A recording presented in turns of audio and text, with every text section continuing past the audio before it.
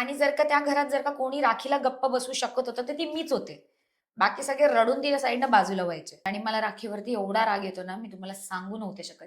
राखीचाच मुद्दा घेते. राखी जेव्हा आली होती, तेव्हा ती तुझ्या बाबतीत थोडीशी एक म्हणतात ना, की "अरे, ही मुलगी खूप बोलते" किंवा थोडीशी नाही, भरपूर. खूप बोलते किंवा एरोगंट आहे. बट नंतर-नंतर ती तुला खूप सपोर्ट करत होती. इव्हन जेव्हा एलिमिनेशनची वेळ आली होती, नाही रुचिता बाहेर नाही जाणार. या सगळ्या गोष्टी आणि नंतर तिला सुद्धा वाईट वाटलं. ती पूर्ण तुला सपोर्ट करत होती, की "तू खेळ, मी आहे तुझ्या बाजूने." ते तुला वाटलं होतं का, ती तुला एवढा सपोर्ट करेल? मला स्टार्टिंगला नव्हतं वाटलं आणि मला राखीवरती एवढा राग येतो ना, मी तुम्हाला सांगू नव्हते शकत.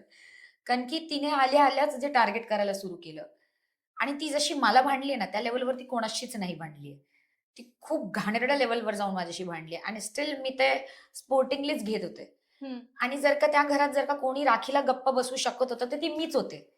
बाकी सगळे रडून तिच्या साईडनं बाजूला व्हायचे. मी जेव्हा स्विमिंग पूलमध्ये तिचे कपडे टाकायला गेले होते, ती शांत बसली होती. ती काहीच बोलत नव्हती. तुझ्या तोंडातनं शब्दही नव्हता.